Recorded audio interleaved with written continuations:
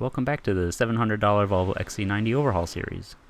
Last time we extracted a broken bolt with a welder and installed a gasket that was completely missing, and today we're going to be removing parts to access the PCV system.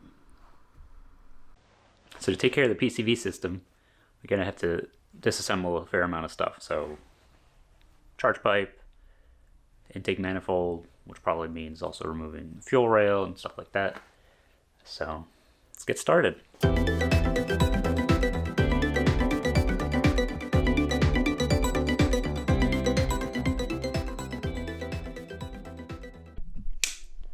Now, to remove the charge pipe, there's one T25 screw here, one T25 screw here, and then two band clamps are right here, and one at the rear,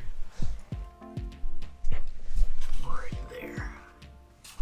So once you remove those two screws and loosen the clamps, you can just pop it up and take it out of the way.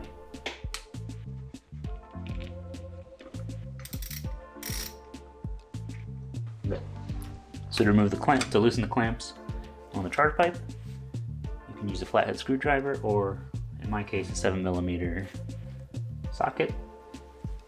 I'm going to use a big extension so I can access it more easily.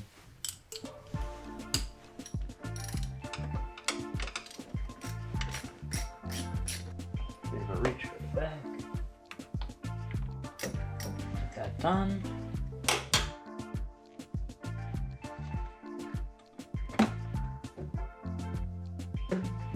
There's a clip back here, so you'll want to make sure you pull the hose out of this before you yank it out, and then you put this aside. Now you'll notice the crossbar across that holds the engine as well is already off. Took that off to make it easier to work in here, especially to remove the solenoids that we did earlier. Yeah, so now we have good access, and we can keep going. One thing to keep track of your two Torx head screws or bolts that go into the engine, to the manifold that hold the boost pipe in. I'm just going to put them back in so I don't lose them.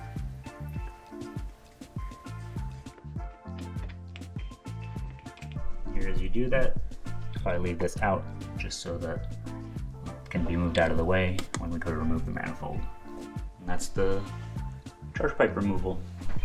Next, at this point, you'd want to remove the cover over here, but since that's already done, we're going to work on the front one, which is two T30 bolts.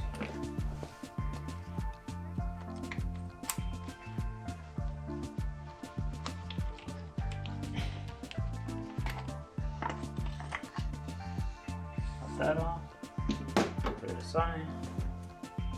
I'm going to remove the dipstick. There's a bolt right here, and then you have to reach in, and there's a little seal at the bottom, so I'll have to pull it out. The dipstick bolt is 8mm.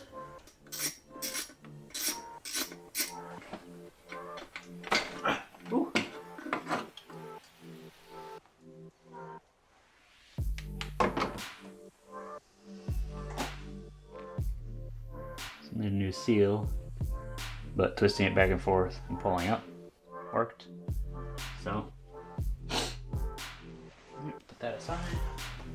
Remove the intake here. Actually, before I do that, I thread this back on so I don't lose it. Back onto the intake. Oops. Make sure you don't lose your charge pipe clamp. Anywhere. Okay. These are also 8mm. I do not want to end up with another broken bolt situation.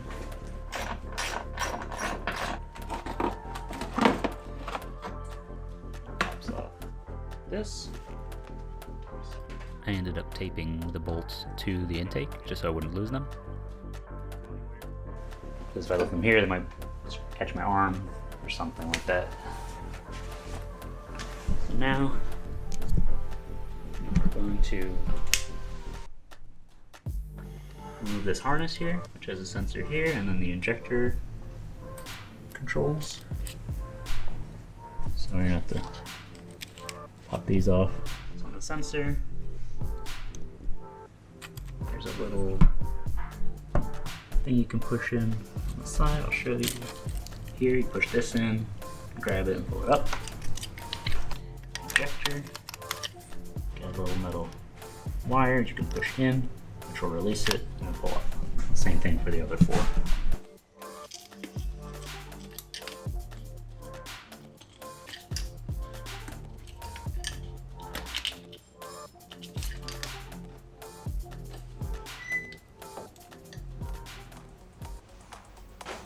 We have a T15 screw here.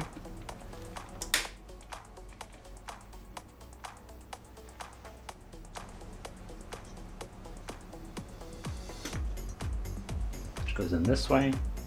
Push that up to release it.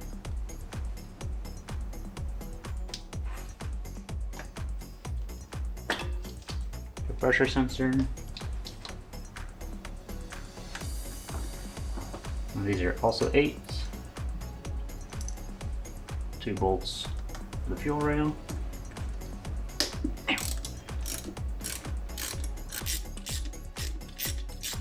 And before removing fuel rail, you don't want to relieve any pressure. It's got the cap here. And just like a bicycle, relieve. Just push on the center part, relieve the pressure. Make sure you're careful so you don't get anything in your eyes. We use a little pry bar.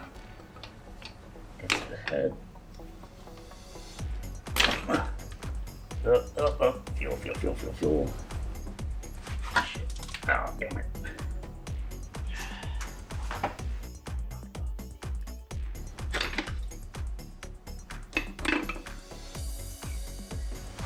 And once you get this off, you will want to pour the fuel out. It's going to come out from here. It's rusty. Next is removing this hose. Got a little clamp in here.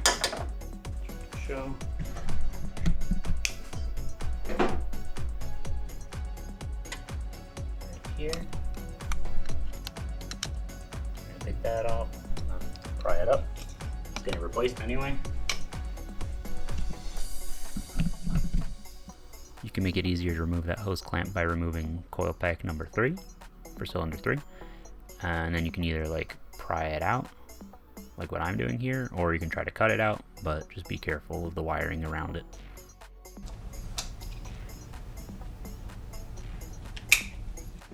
A little pry bar. There, that comes up. I'm going to remove this hose right here.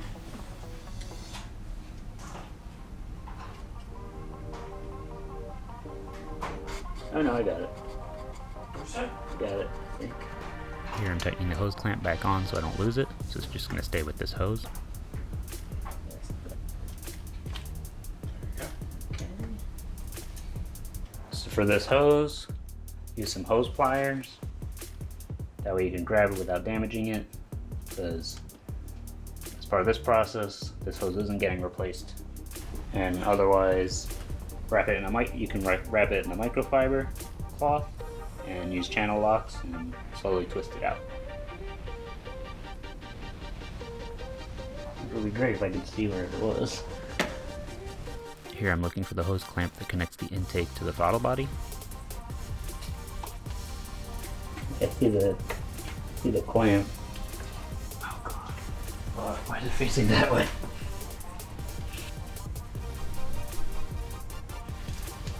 Who did this?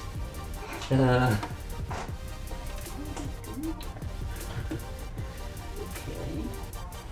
Interesting. Maybe I can reach in from here.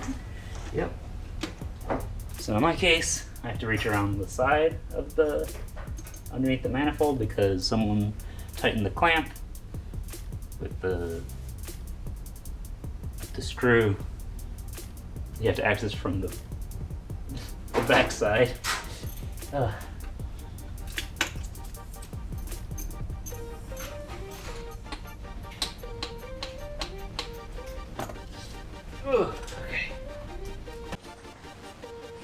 Get the hose clamp loosen. Push down on the intake hose. You can feel it move down.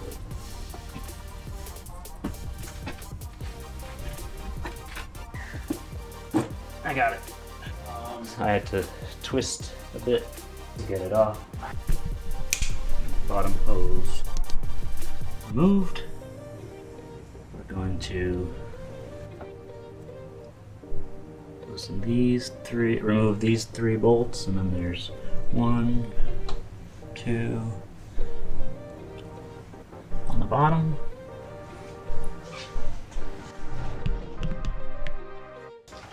So these are 10mm. Okay, I'm gonna loosen the 3. There's 1, 2, and then there's a 3rd one back here. I'll show you. Long side here, right in there, right there. Apparently loosening those is enough. Don't have to remove it completely.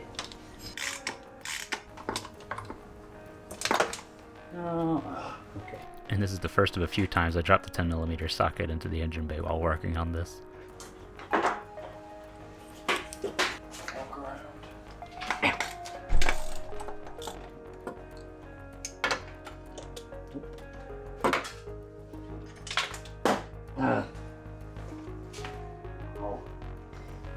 Okay. Alright. And we're back to continue removing the manifold. So, to loosen the 3rd bottom 10mm screw under here, I had to use a long extension, fish it in under this hose, under this hose, and in there. That's really not an easy fit, but if you persevere, you can do it. It's a pain. And then for the banjo bolt that's under here, you gotta reach in. You can reach in, push this hose out of the way,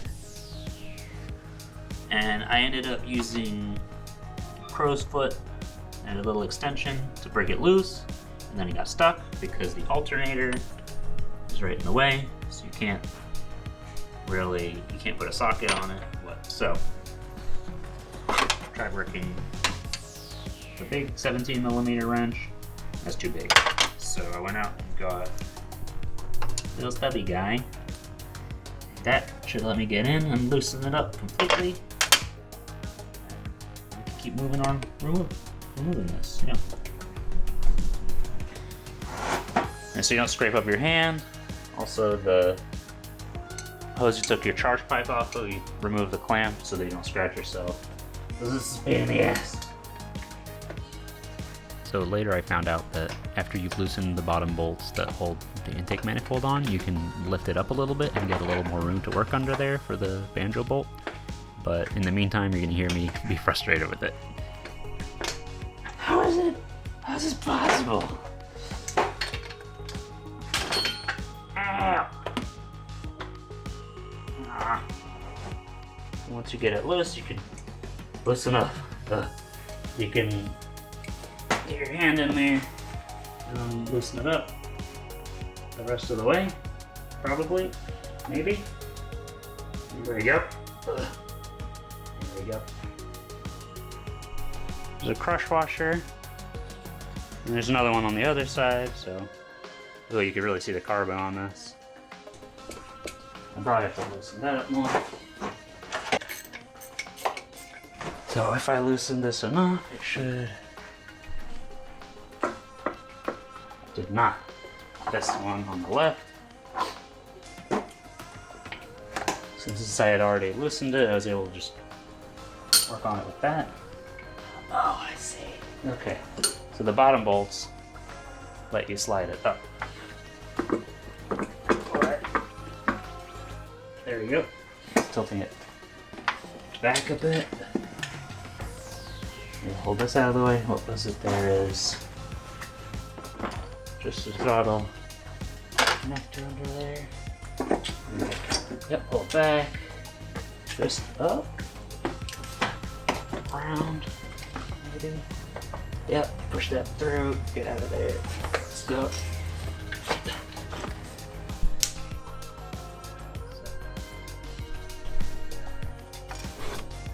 Down there. See?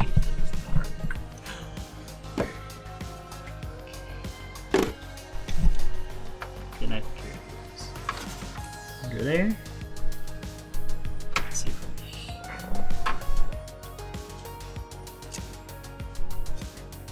Not really.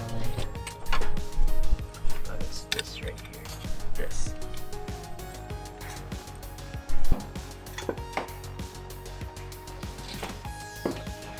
So I'm going to put it off to the side here.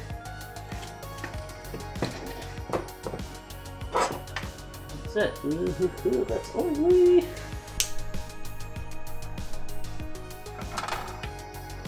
pretty oily. But clean it up a bit later. Where is that throttle? Just all down here. Yep. Once again. Something happened to the connector. Who knows? So with the intake manifold off, you can actually access the PCV system, and that's where most of the efforts are going to be following this. The PCV system is the pressure control valve, so its role in the engine is to prevent the crankcase from building pressure. So this can lead to, if it fails or it gets gummed up with carbon due to cheap oil, or it's a maintenance item, so you just got to take care of it anyway. But when it goes bad, it allows a lot of pressure to build up inside the engine, and that'll blow out seals, by your VVT solenoids, the camshaft seals, the crank seal, and can cause valves to stick and burn a valve. So it's important to make sure it's in good shape.